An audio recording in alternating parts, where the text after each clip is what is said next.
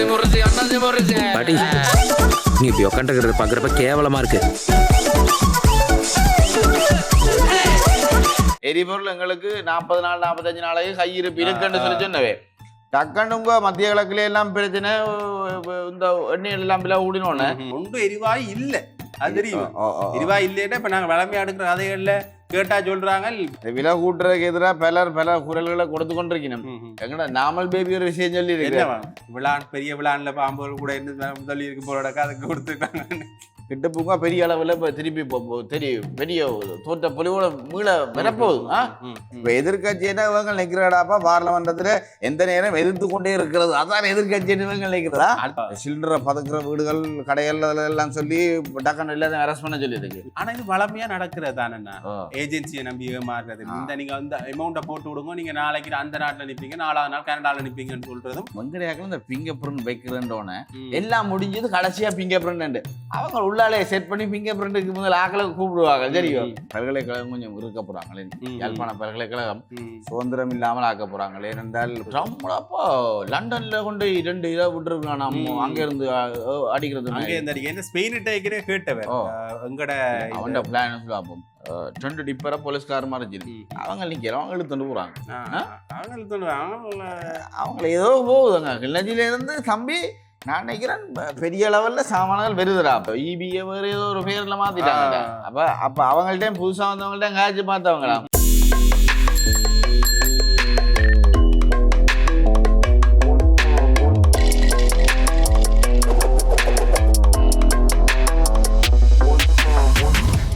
சம்சாரம் அது மின்சாரம் என்னடா. நானும் நட்டையும் கலெக்டர்னு போட்டுருவேன். அண்ணா என்ன செய்றீங்க, போய் சேர போறீங்களா? அதுல கைய கீய வச்சு கரண்ட்டுக்காரர்கள் போன் அடிக்க அவங்கெல்லாம் எடுக்கிறாங்களும் அவங்க எல்லாம் பார்க்கணும். ஃபைன்கள் கீழே அடிச்சு விட்டுருவாங்க. மஞ்சள் பச்சை கருப்பா நிறைய கிடக்குது. எந்த வயல் எதுக்குள்ள கொடுக்குறோன்னு தெரியல. இது விஜயகாந்த் பாம்பு அடிக்கிறதுக்கு வயிறு வெட்டின மாதிரி கிடக்குறா. நீ இருங்க. இது என்ன அப்ப இவங்க வர மாட்டாங்களோ வேலையை செய்யறதுக்கு? வருவாங்க, வந்தா ஓகே. இருட்டாதான் கிடக்கு, கரண்ட் இல்ல. அப்ப கரண்ட் இல்லாம ஒரு இருட்டா தான் கிடக்கு. என்னென்ன ஓமடா அப்பா ஒரு காலம் நானும் இந்த கரண்ட் இல்லாம வேலையிலும் செய்யறேல. உங்களுக்கு கண்ணு மட்டும் தானே? கண்ணு கொஞ்சம் மட்டும் தான். கரண்ட் இல்லாம ஒன்றும் செய்யலடா. அங்க வீடிய மேனசி கிணத்துறாள் தண்ணி ஊத்துன்றாள். இதுகளெல்லாம் சரி வராது. எனக்கு இந்த வேலை செய்யற மூடே இல்லாம போச்சுடாப்பா. விடிய வெள்ளனே வீட்டை சண்டை தான் நாங்கள் கரண்ட் இல்லாம. அட இப்ப என்னட்டா இப்ப வர மாட்டாங்களா? அவங்க வர மாட்டாங்களா? அவங்க அந்த 6 பிரிவா பிரிச்சு கிடக்காம கரண்காரரு. அப்ப அந்த 6 பிரிவுல யாருக்கு என்னென்ன பிரிவுன்னு சொல்லி நியமன கடிதங்கள் ஒழுங்கா கொடுக்கலையா. அப்ப கிட்டத்தட்ட தற்காலிக வேலை மாதிரி தான் பார்த்துட்டு இருக்காங்க. அப்ப அந்த பிரச்சனையால அவங்க அடிச்சு விட்டாங்க ஸ்ட்ரைக் கொண்ட. அப்ப என்னன்னு சொல்லியிருக்காங்க புதுசா இப்ப மாத்தியா செல்லோ இபிஏ வேற ஏதோ ஒரு பேர்ல மாத்திட்டாங்க. அப்ப அவங்கள்ட்ட புதுசா வந்தவங்கள்ட்ட காய்ச்சி பார்த்தவங்களா அவங்களும் சரி விடுறாங்களா இல்லையா, ஒத்துழைப்பு தாராங்களா இல்லையா. இது என்னன்னா இந்த செமி கவர்மெண்ட் தானே என்ன எல்லாமே கவர்மெண்ட் பெறாதானே. அப்ப அதாவது எனக்கு என்னமோ இது ஏதோ இந்த தனியார்கிட்ட கொடுக்க போறோன்ற ஒரு கதை வந்துச்சு. தனியார்கிட்ட கொடுத்த மாதிரியும் கொடுக்காத மாதிரியும் ஒரு செட்டப்பை செஞ்சு வச்சிருக்கீங்க. தான் செஞ்சு வச்சுக்காங்க. பாப்போம் அடுத்த இந்த வங்கள் இந்த எரிபொருள் பிரச்சனையிலையும் சொல்லியிருக்காங்க தேவையான பயணங்களை மட்டும் மேற்கொள்ளட்டா, அத்தியாவசிய பயணங்களை மட்டும். என்ன அர்த்தம்? திருப்பி விலை கூட போகுது, இல்ல ஒரு தட்டுப்பாடு வர போகுதுன்ற அர்த்தம். நாங்கள் தேவைக்கு தான் பயணிப்போம், தேவையில்லாம சும்மா பயணிக்கிறது. அதான் அந்த தேவையான ஆணி தேவையில்லாத ஆணி என்று கண்டுபிடிக்க. நீங்கள் பிடுங்குற எல்லாமே தேவையில்லாத ஆணி தான். அப்படித்தான் பிடுங்கி வச்சிருக்கேன். முதல் சொன்னவே எரிபொருள் எங்களுக்கு 40 நாள் 45 நாளைக்கு கையிருப்பு இருக்குன்னு சொல்லி சொன்னவே டக்குனுங்க மத்திய கிழக்குல எல்லாம் பிரச்சனை. இந்த எண்ணெய் எல்லாம் விலை கூடினோன்னு இவன் பெட்ரோல் பத்திட்டு தெரியும், பெட்ரோல் பத்திட்டு அதான் விலையை கூட்டி இருக்கிறோம். இன்னொரு பக்கத்தால இந்த விலை கூட்டுறதுக்கு எதிராக பல குரல்களை கொடுத்து கொண்டிருக்கணும். எங்கடா நாமல் பேபி ஒரு விஷயம் சொல்லி இருக்கு. அவர் நிலக்கரி ஊழல் இவன் இருக்குதா, இவன் யாராவது நிலக்கரி ஊழல முடிவெட்டிருக்கிறேன். அதை ஈடுகட்டுறதுக்கு தான் நீங்கள் இந்த பெட்ரோல் விலையை இப்ப கூட்டி இருக்கிறீர்கள் என்ற மாதிரி அவன் தங்கட விளையாட்டை கொடுக்குறான். அவன் அந்த கொரோனா டைம்ல 500 ரூபாய் வரைக்கும் போனோம் தெரியும் தானே. 100 ரூபாய்க்கு போனதே பிளாக் கலர் நிறைய விற்றது 1500 ரூபாய் கிட்ட விற்றது. அப்ப வாய மூடி கொண்டு வந்துட்டு இப்பதான். ஆனா டக்குண்டு சின்ன மாற்றம், சின்ன விலை மாற்றம் தான் சொல்லியும் 20 ரூபாய்க்கு மேல போயிட்டு, 24 ரூபாய்க்கு மேல போயிட்டு பாத்தியா பெட்ரோல் விலை. சரி, அடுத்து என்னன்னா ஒரு லிட்டருக்கு 24 ரூபாய் என்றால் இவ்வளவுடா ஒரு நாளைக்கு அடிச்சு தள்ளுவாங்க, கோடிக்கணக்கில் லாபம் தானே. அடுத்து என்னன்னா இந்த வளமையா இந்த மின்சார கூட்டினாலோ அல்லது எரிபொருளை கூட்டினாலோ மின்சக்தி அமைச்சருக்கு எதிரான நம்பிக்கை இல்லா அது வாரது வளமையான கெகலிய ரம்புக்கு சுகாதார அமைச்சருக்கு எதிரான நம்பிக்கை இல்லா பிரிவினை கொண்டு வரும்னு சொல்லி கொண்டு வந்து அந்த ஆள் உள்ள போட்டாச்சு. அது பிறகு அது பெரிய பிரச்சனையா மாறிட்டு, அதுக்கு பிறகு இப்ப பிரதமருக்கு எதிரான நம்பிக்கை இல்லா பிரிவினை கொண்டு போறோம் என்ற ஒரு கதை ஒன்று அடிபட்டது. அது சமாளிச்சுட்டாங்க. பிறகு இப்ப மின்சக்தி அமைச்சர் இப்படி நம்பிக்கை இல்லா பிரிவினையை கொண்டு போனா மக்களுக்கு என்ன நம்பிக்கை வரும்? அதான் யார் கொண்டு வந்திருக்க பேர், சஜித் டீம் தான் கொண்டு வந்திருக்கு. மறைக்காருதான். அப்ப உதான் வேலை. இப்ப எதிர்கட்சியினா இவங்க நிக்கிறடாப்பா பார்லமெண்டத்துல எந்த நேரம் எதிர்த்து கொண்டே இருக்கிறது, அதான் எதிர்கட்சி இவங்க நிக்கிறதா. அடுத்த ஒன்னும் செய்ய சஜித்திர டீமுக்கு இப்ப ஒன்னும் செய்யாம இருக்கிறாங்கன்ற ஒரு விமர்சனம் இடைக்கிடைக்க இப்படி குரல் கொடுத்தாதான் நாங்களும் இதுக்குள்ள இருக்கிறோம் என்ற மாதிரியே காட்டிக்கொள்ளலாம். ஏன்னா அடுத்த வந்து இந்த மத்திய கிழக்கு நாடுல போர்ச்சூழல் வந்தபடியா இந்த பொருளாதார நெருக்கடியை அவதானிக்கிறதுக்கு விசேட குழு அந்த விசேட குழுவை நியமிச்சு அவை சரியான முறையில அந்த இதுகள் செய்யணும், அவதானிச்சு உயிர்த்த நேர தாக்குதல் ஏதாவது ஒரு பிரச்சனைண்டா விசாரணை ஆணைக்குழு எல்லாம் குழுக்கள் தான் எங்களை பொருளாதார நெருக்கடியா விசேட குழு வளமைதான் எல்லாமே. அதான் நேற்று அந்த இவர் சொல்லியிருக்கார், தேர்தல் ஆணைக்குழுன்ற தலைவர் சொல்லியிருக்கார். அந்த தேர்தல் ஆணைக்குழு வடமாகாண சபை, இந்த மாகாண சபை தேர்தல் இருக்குதானே, அந்த மாகாண சபை தேர்தல் தொடர்பான ஆராய்ச்சி செய்யறதுக்கு ஒரு குழுவை அது நியமிச்சிருக்கணுமா. அந்த குழு 3 மாதத்துல அறிக்கையை சமர்ப்பிச்சா நாங்கள் தேர்தலை இந்த வருஷத்துக்குள்ளே வைக்கலாம், மாகாண சபை தேர்தலை என்று சொல்லி இருக்கணும். ஆக்களை விட குழுக்கள்லாம் கூட உண்மைதான். என்ன நிறைய குழுக்களை கூட்டி வச்சுக்காங்க. என்ன பொறுத்த வரைக்கும் இந்த மாகாண சபை தேர்தல் கொஞ்சம் இழுத்தடிக்கும்னு தான் நினைக்கிறேன். ஆக்களை கொஞ்சம் பலம் குறைஞ்சு கொண்டு வருது. வைக்கிறேன்னா உடனே வச்சு முடிச்சிருக்கலாம், எல்லாத்தையும் வச்சு முடிச்சிருந்தா பிரச்சனை இல்லை. இப்ப எல்லாம் பலம் குறைஞ்சு கொண்டு வருது. பாப்போம் என்ன நடக்க போதுண்டு. எரிபொருள் விலை உயர்வு விடயத்தில் அனுர அரசின் நாடகம் அம்பலம் கொண்டு போட்டு வச்சுக்காங்களா, அது இருப்பு முற்றாக தீர்ந்து விட்டதால் தான் விலையை அதிகரித்தோம் என்கிறார் அமைச்சர். குழந்தை பிள்ளை எங்கள்கிட்ட கடையில செம்போ இல்ல, செம்போவுக்கு தட்டுப்பாடணும்னா செம்போ விலையை கூட்டலாம், அடிச்ச விலையில இருந்து செம்போவை கூட்டலாம். அதே மாதிரிதான் இது கையில் ஒரு சாமான் இருக்கு கூட நாங்க கொடுத்துட்டோம்ன்றதுக்காக சாமான விலையை கூட்டலாம். ஆனா பெட்ரோலிய களஞ்சியம் என்ன சொல்லி இருக்கேன்டா, கையிருப்பு இருந்து விலை அதிகரிக்கப்பட்டிருக்கின்றது. கையிருப்பு இருந்து விலை அதிகரிக்கப்பட்டிருக்கின்றாடாப்பா, பழைய விலையில இருந்த பெட்ரோல் அதிகரிப்பா இது பச்சைப்படியான இதாடாப்பா. இப்ப கடையில சாமான் விலை கூட வித்தா நீங்கள ஆக்களை வச்சு பிடிக்கிறீர்கள். இப்ப எல்லாம் எல்லா கடையில பிடிச்சோன்னு இருக்குது. இந்த கல்ல வேலை செஞ்சா உங்களே யார் பிடிக்கிறது? அதான் இப்ப பிரச்சனை. இப்ப அடுத்த வந்து எரிவாயின் விலையும் எகிரிச்சு. ஐயோ அது கடவுளே, இது சிலிண்டர் எல்லாம் உங்க பல ஆக்கள் உடைய சாப்பாடும் இல்லையா இருக்கு. நேற்று ஆபீஸ்ல ஒரு சிலிண்டர் பிரச்சனை உண்டாங்க. இந்த தேவையில்ல கதையில கொண்டு கடைசியாவது. அடுத்தது வந்து இந்த எரிவாயு விலை எகிரினது வந்து என்ன பிரச்சனை இப்ப கொண்டு வர போதுன்னா, ஒன்றும் எரிவாயு இல்ல, அது தெரியும். எரிவாயு இல்லைன்னா இப்ப நாங்க வளமையா எடுக்கிற கதைகள்ல கேட்டா சொல்றாங்க வெறும் சொல்றாங்க, ஆனா காண இல்ல. வருது, லொரி வருது, நீல கலர்ல மஞ்சள் கலர்ல வருது, ஆனா இங்க வருது இல்ல. நேற்று சிவப்பு கலருக்கும் தட்டுப்பாடாம இந்தியாவில் ஒரு பிரச்சனை. இந்தியாவில் அது அந்த பிரச்சனை உண்டு. அது இப்போ இந்தியாவில் பெரிய சட்டமும் இல்லை, அறிமுகப்படுத்திட்டாங்க. சிலிண்டரை பதுக்குற வீடுகள் கடைகள் எல்லாம் சொல்லி டக்குன்னு எல்லாத்தையும் அரெஸ்ட் பண்ண சொல்லி இருக்கு. இப்ப என்ன விசேட சட்டம் கொண்டு அந்த சட்டத்துங்களை எல்லாரும் கைது செய்ய சொல்லி இருக்காங்க. ஆனா அங்க இந்தியாவில பெருசா விலை கூட இல்ல, எப்படியும் எலெக்ஷன் முடிய கூட்டுவாங்க. எலெக்ஷனுக்காக தான் அந்த நிலையில அப்படியே வச்சிருக்கீங்க. மு.க. ஸ்டாலின் அவர்கள் அந்த விலையில வச்சிருக்காரு. எப்படி மு.க. ஸ்டாலின் வின் பண்ணா பிறகு எப்படியும் ஆள் கூட்டும், வின் பண்ணாடிக்கு யார் வருதோ அவங்க கூட்டுவாங்க.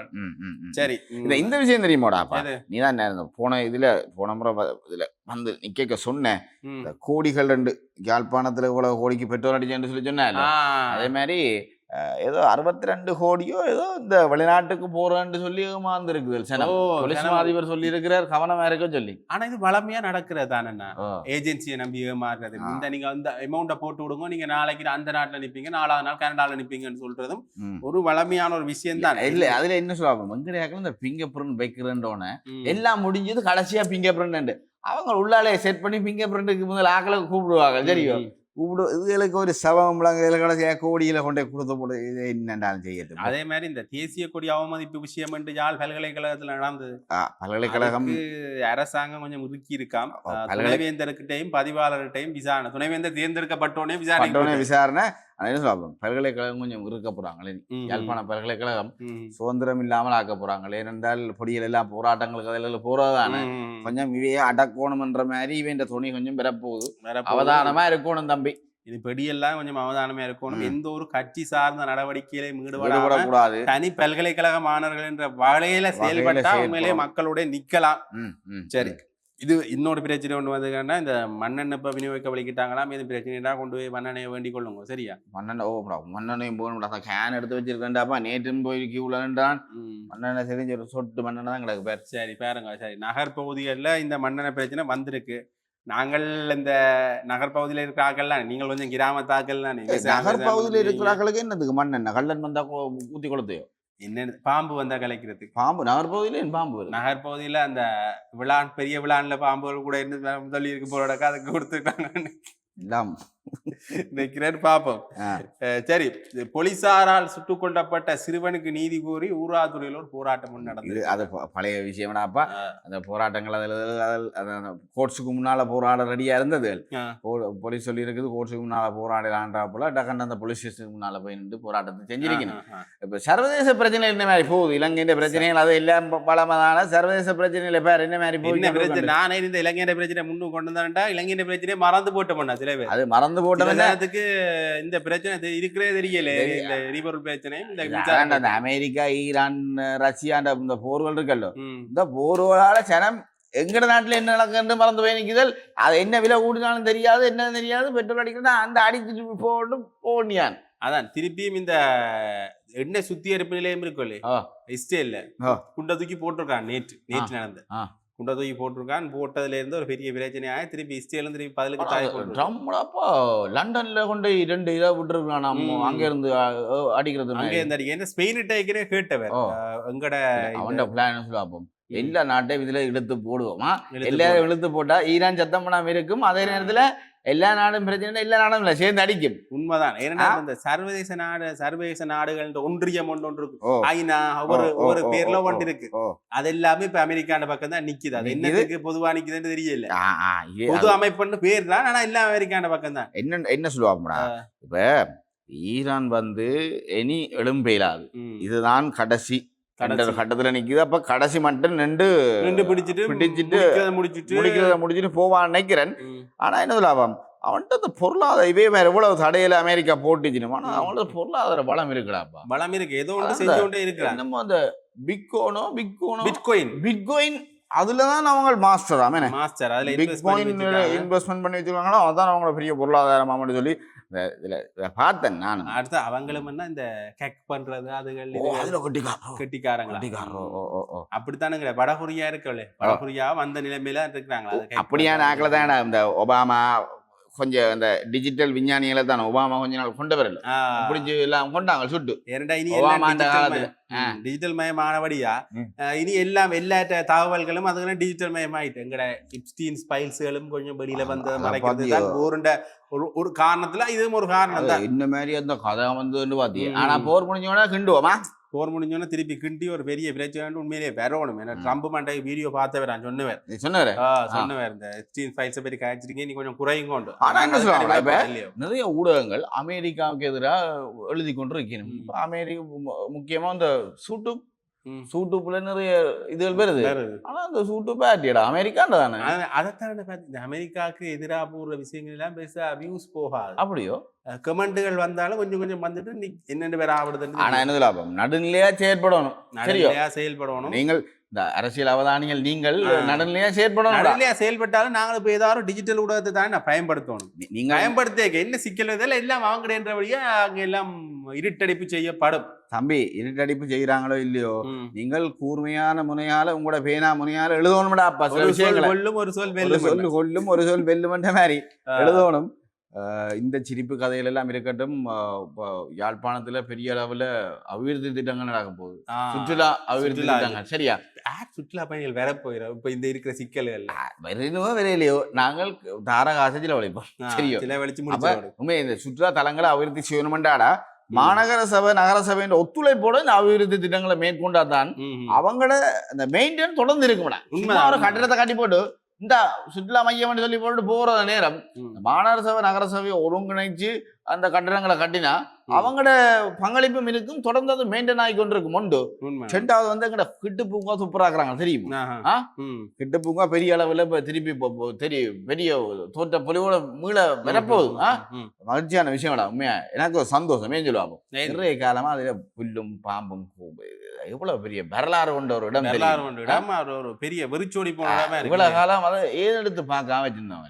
சங்கிலிய மன்னன் காலத்துல இருந்து ஒரு ஃபேமஸான இடம் அது. சங்கிலிய மன்னனை விட எங்கட மன்னன் காலத்துல இருந்து அது அது அடையாளப்படுத்தப்பட்ட ஒரு பெரிய இடம். அதை நாங்கள் துளைக்க கூடாது, கூடாது. ஆனா ஏன் நம்ம இப்படி செஞ்சிருக்காங்கன்னு தெரியல பாப்பா. ஆனா அந்த பசுமை இயக்கம் வந்து ஒரு இந்த மாவீரர் நாள்ல மட்டும் ஒரு கண்காட்சி மாதிரி ஒன்று வைக்கும். தொடர்ந்து அதை செஞ்சு அந்த அடையாளத்தை நாங்கள் பாதுகாத்தா நல்லம்.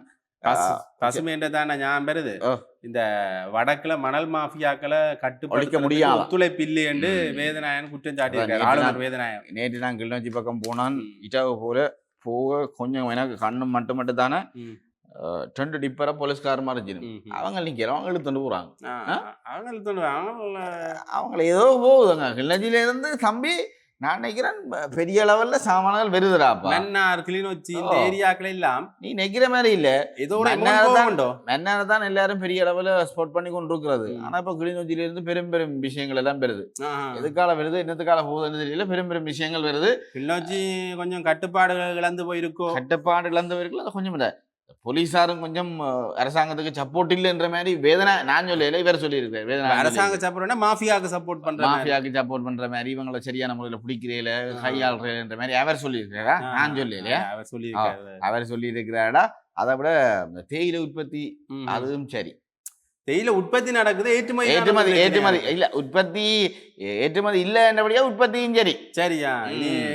அவைக்கு 2-3 சம்பளம் 1 சம்பளம் கொடுக்கலையா? பாவங்க உண்மையிலேயே இந்த சம்பளம் கூட்டினோன்னே அவையில் காணாதன்ற ஒரு நிலைப்பாடுலாம் இருக்கு. அந்த சம்பளம் இனி என்ன மாதிரியோ ஒரு தெரியல உண்மையிலேயே.